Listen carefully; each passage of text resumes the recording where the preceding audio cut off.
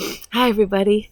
Um, in the last video, I had talked about being up here for the last couple days and that I was going to try to do these last 3 videos together so that I could get them done outside.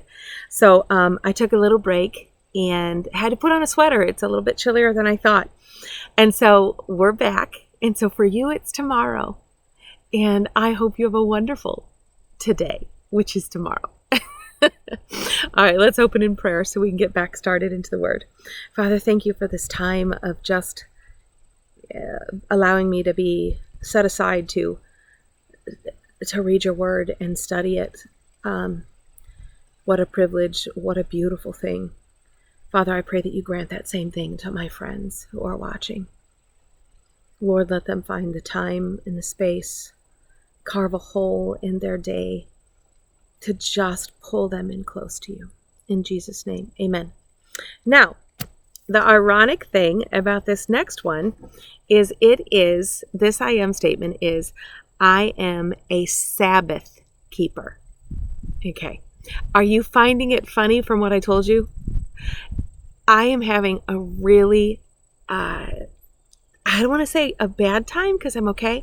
I'm just having a rough time today, having strength and breath. And I woke up that way and I spent the whole morning studying, and he gave me 3 IMs to do today.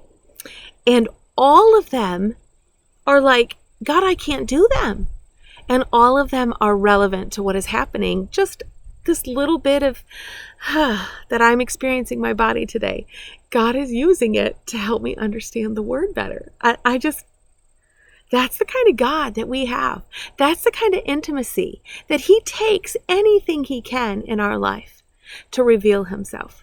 And so today is one of those days for me where he has just revealed himself, especially in this one. I'm a Sabbath keeper. All right, so we are going to start at the very beginning. When God created the earth, he decided to take a rest. Now, if you look up the Hebrew word in the original text for the word rest in Genesis, you're not going to see that it's about sleepy time. No, God didn't need to fall asleep. He was not wore out. It had nothing to do with that kind of rest. All right? The God of the universe does not need a break. So why in the world would he take a break? Why? What was his break about? He had enough energy to keep going eternally. He doesn't get tired. The Bible tells us all over the place. He never gets tired. He never closes his eyes. He never. So what is this concept about resting? And he calls it Sabbath. Look up both of those words and see if you can get a concept of what possibly God is doing. All right, the reason that I mention that is because I have been punished by the Lord on multiple occasions during the times where I was working more than full time. I was working about 70 to 80 hours a week, and I did that for almost 10 years. And so being a counselor and a pastor, going to church on Sundays was also part of my work. I was available. I was on call morning to night every single day of the week. That's what happens when you're a crisis counselor, and that's what happens when you're a pastor, and that's what happens when you're a mom. So there was always work. And even on Sundays, what we here translate as to be the Sabbath, which we have no idea if the Sabbath was on Sunday or Friday. And I would say, but God, I have to do this. This is my job. This is what you've asked me to do as my job. And every couple of years, he would just confront me. And my body would just become so weak. And I would be like, oh no, I'm not going to get all this done. And I'm telling you what, when I would open up his word, I would hear very clearly, I told you so. If I have to rest, if I have to Sabbath, then who do you think you are? You think you're stronger than me? You think you don't need what I need? And every time I would just break down in repentance of, oh my goodness, Lord. Oh, I'm so sorry. I'm so sorry. But you know what? Before I knew it, I was in that pattern again. And that, actually, to be honest with you, that's one of the reasons why I had to retire. Is, you know, I've worked my whole life. It's all I know to do, and I love it. And I love what I do. So how do you want to, stop doing it? But my body was getting too weak, but I was still pushing it until finally my pastor said to me, "You're done. If you can't say you're done, I'm telling you you're done. Stop. You're dying before my eyes. You're wasting away time. You are hurting your body."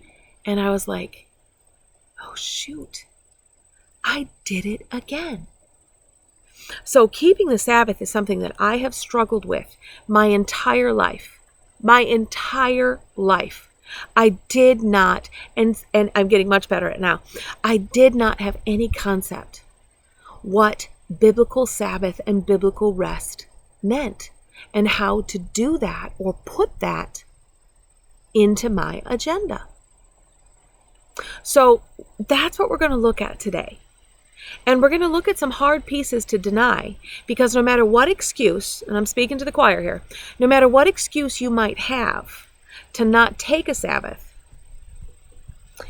it really falls short when you see that God himself is a Sabbath keeper, and that Jesus is a Sabbath keeper, and that both of them said that we have to be Sabbath keepers.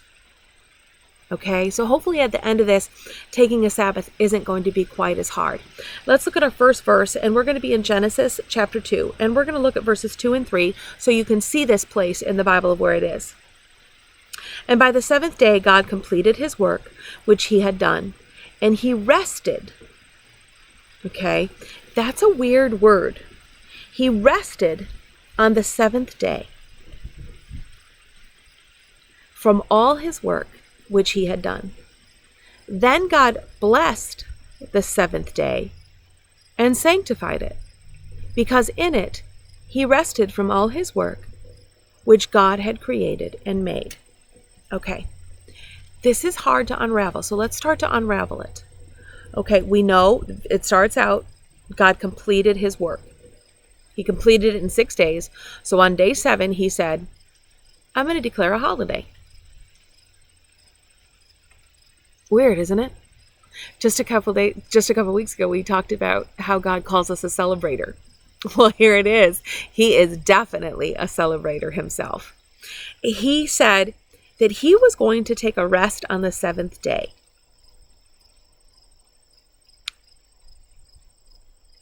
Why? Let's look at verse 3. Then, he's resting. He's declaring this day. Then God blessed the 7th day. Does it say he blessed the people on the 7th day? Does it say he blessed creation on the 7th day? No. What does it say? Then God blessed the 7th day and sanctified it, because in it he rested from all his work, which God had created and made. So we find out that the 7th day, yes, it marked the completion of him being done, creating the vast, what we would call the universe. And on this day, he said, let's set this day aside so I can bless that day, so I can set apart that day. Doesn't say bless the people or set the people apart. It says that he will bless the day and he will make that day holy. That's what it means to be sanctified. It's to be put separate. It is to stand out. It is to be dedicated to God. Okay, so now we know that the actual Sabbath, whatever this 7th day is, it is more than just about taking an afternoon nap. It is about celebrating the completeness of what God was so capable of doing. So you see, he not only declared a Sabbath for himself, He titled it the Sabbath, and he told us what the Sabbath actually was. A blessed day, a set apart day. And he created us to fall into the same exact cycle that he modeled. He called us into this 7th day cycle. And what are we to do on that 7th day? Rest from our work, because the day is holy. It's a day that celebrated the completeness of what he's done. Okay, are you getting closer?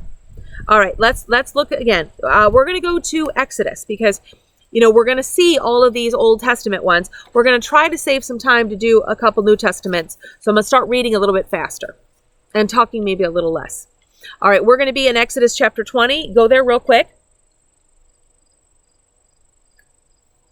And I want you to look and see, this is when the 10 Commandments were first given. And we are going to look and we are going to see day number 5 not day number 5, commandment number 5. We're only going to look at the verses 8 through 11. Ready? And see what we can learn about this Sabbath. Remember the Sabbath day to keep it holy. Okay, this is really, really kind of a point that you need to catch. God took it from just him modeling it, and now he has built it into the whole commandment basis. The 10 Commandments represent a way of living that set God's people apart from everybody else. So the fact that this went from just being something, God did to something he is commanding that needs to become a part of our life tells you that God intended for this to be something big. So let's finish reading these. Remember the Sabbath day to keep it holy. 6 days you shall labor and do all your work, but the 7th day is a Sabbath of the Lord your God. In it you shall not do any work, you or your son or your daughter, your male or female servant, or your cattle or your sojourner who stays with you. For in 6 days the Lord made the heavens and the earth, the sea, and all that is in them, and rested on the 7th day. Therefore the Lord blessed the Sabbath day and made it holy. So here we see that God, under no uncertain terms, says you are a Sabbath keeper. If you're not, then you're in a very risky state of disobedience. And don't I know that from past experience? To not take a Sabbath is to be in direct disobedience to God's most primary laws that he set from the very beginning that he began to call people his own. So during your worksheet, you're going to go through and you're going to pick out some of these words to try to get a little bit more idea of what this Sabbath is. Now, we're going to go over and we are going to look in Leviticus. And we're going to look at all of the books of the Pentateuch so that you can see that this is so critical. First 5 books are called the books of law and they're called the Pentateuch. And in these 5 books, the whole system of being God's people is laid a foundation. The foundation is laid in these 5 books. So we're going to see this in all 5 of these books about the Sabbath. So let's look at Leviticus chapter 26, and we're going to look at verse 2. You shall keep my Sabbaths and reverence my sanctuary. I am the Lord. All right, this is a direct statement from God. God directly spoke to Moses in Exodus, and he even wrote them on a tablet for Moses.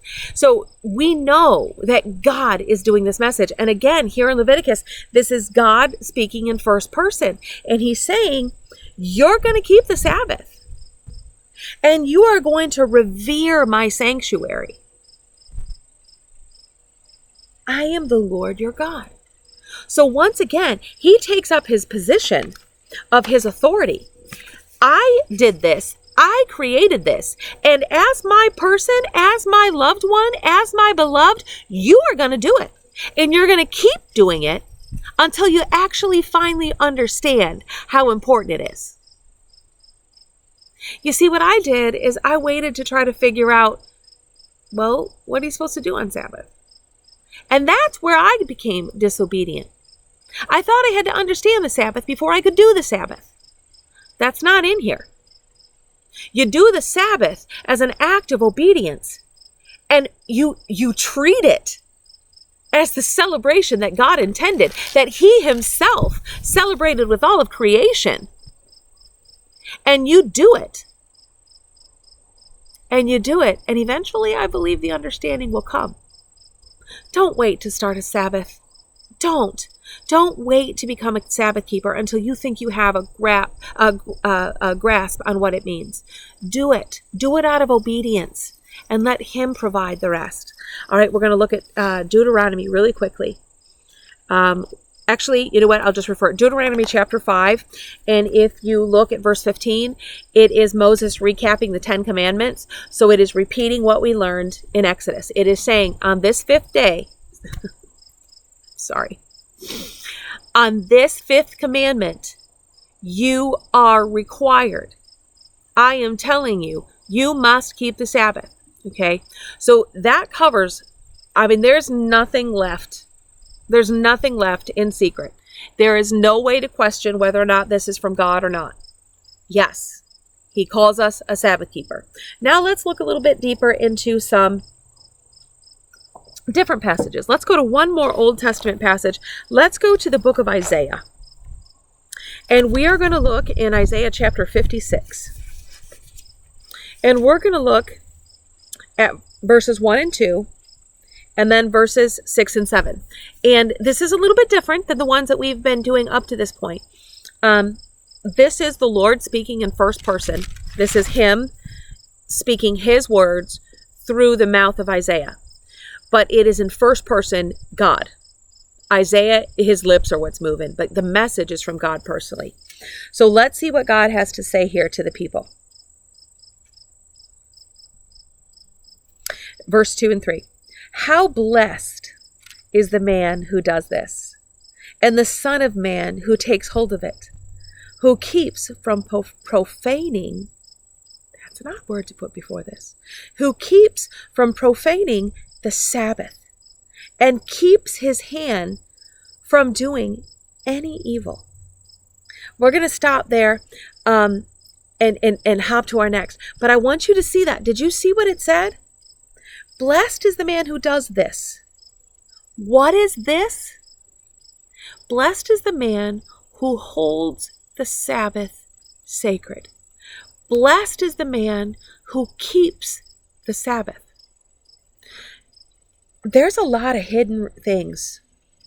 God just kind of gives us some hints here that He's going to make it worth our while to be a Sabbath keeper. This is one of those clues. Keep my Sabbath and watch how blessed you'll be. And remember, God's blessings is not about money or health. They can be, but God's blessings are things that we can't even imagine. He blesses in so many ways. But we see here that He has some motivation for us. There is something that happens when we obey and grab hold of this title that I am a Sabbath keeper. And here we notice He's blessed. But did you notice the other thing that is said there? Those who keep from profaning the Sabbath.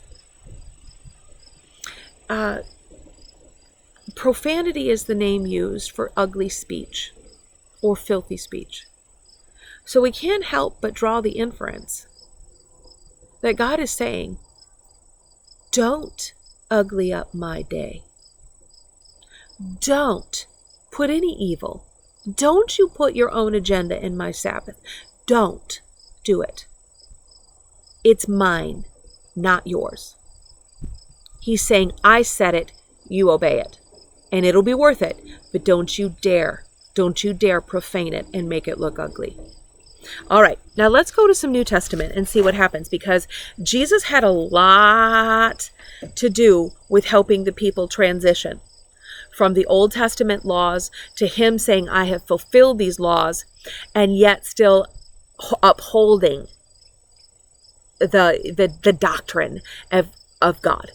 And so we see here, let's look at Mark chapter 2, verse 27. Jesus is teaching, and he has just, actually, I want you to read on your homework 23 through 27, because Jesus does something on the Sabbath. Him and his disciples are hungry, and they're walking through a field, and they each kind of grab some of the heads of grain off the field that they're going in and toss it in their mouth. And the leaders of the church saw that, and they called it blasphemous, and they were coming after him like he was some kind of criminal, saying, "You broke the Sabbath, you broke the Sabbath, and God can't break the Sabbath. So you must be lying, you're not God." And Jesus' simple response was, look at it in verse 27. And he was saying to them, "The Sabbath was made for man, and not man for the Sabbath." Okay, I know that sounds like a riddle, but I want you to tear it apart. The Sabbath was made for man, not man for the Sabbath. Now that tells us what God's motivation is in this Sabbath. The motivation, we benefit something. He has something planned to those who keep the Sabbath. Man didn't make it. God made it. We're not resting as a token to God. We are resting because God said we have to. So don't confuse. I believe Jesus was saying very, very clearly, don't confuse your role in this Sabbath. You didn't make it. You didn't make it holy. You didn't create all the heavens and the earth and then declare a day of celebration. You are putting yourself in the wrong position of Sabbath. Sabbath was ordained by God to give man benefit. So don't think you're doing God a favor. Obedience is required. So Jesus was making it very clear here. Don't you set the laws of what Sabbath is. You don't get to decide. No. And I like that he cleared that up. Especially for me, because I was trying to figure out how to do Sabbath and what I was supposed to do for God on Sabbath. And in actuality, it says Sabbath was made for God to do something for me. And if I don't meet him on that day, does God lose? No. Do I lose? Absolutely. If I don't meet with him on that day, I am losing. Every seventh day that I don't do that, I am losing some intimacy with my God. He made that day for me because he needs me close to him on that day. And the same goes for you, just like Jesus was saying. Now let's look at another New Testament one. We're almost out of time. I'm sorry, I'm so thirsty. Let's go to... where do we want to go? All right, we'll just do one more. Let's go to the book of Hebrews.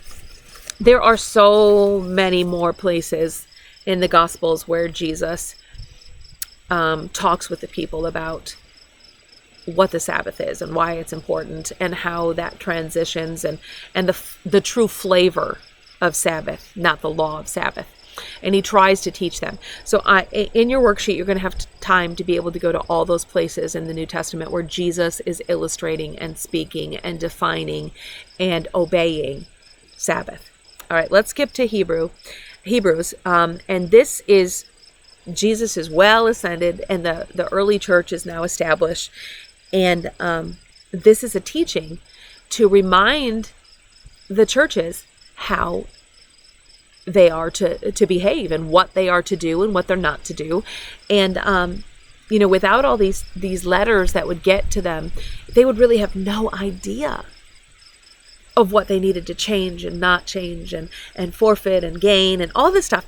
So these letters in the New Testament are critical for us as Christ followers, because this is how God worked for the early church to come into existence. So every one of these letters is relevant to us, because we are the new church.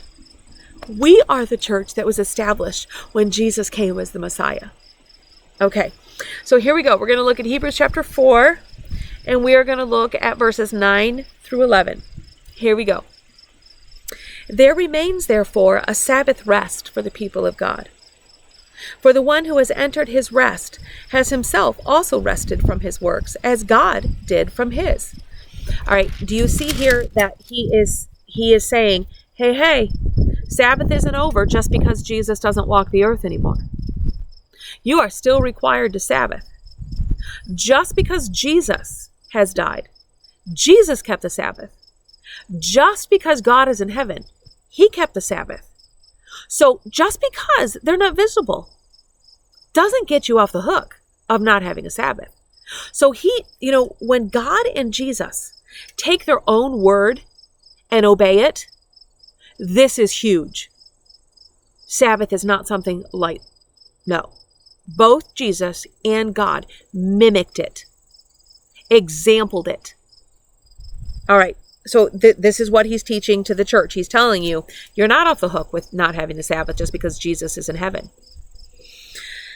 Let us therefore be diligent. I love this word. Please look that word up. Now that you know how to just do easy little lookups, look this up. You can look it up in a dictionary or Blue Letter Bible or whatever other sources you have. But look up, it says, let us therefore be diligent to enter that rest. It says that rest. It's not talking about a rest. It's talking about the rest. The rest is another term for the Sabbath day. It says, be diligent to enter that rest, that Sabbath rest that God and Jesus taught. Lest anyone fall through following the same example of disobedience. Okay, do you see here? Guys, this is what we're going to say goodbye with, and I need you to hear it because it's a hard word. Verse 11, let us therefore be diligent to enter into this rest, lest anyone fall through following the example of disobedience. What happens if we, as Christians, if we, as a church, as the body of Christ, what happens if we don't keep the Sabbath? It tells us right here what happens. We have a greater tendency to fall away from God because disobedience is just a breeding area for sin. And if we disobey something so simple and so holy, then it will lead us to be able to disobey in just about anything. So I challenge you, as a Christ follower, will you choose to take up the call and be a Sabbath keeper? And then I want you to spend time talking with God about how you're going to do that, how you're going to preserve that. All right, I love you guys. By the way, I didn't tell you, today was my Sabbath. It was my Sabbath. And so that's why I found it so funny that today he put his finger and said, we're going to do the Sabbath I am today. So thank you for joining me on my Sabbath. And it has been a blessing and a joy to share this with you. See you tomorrow.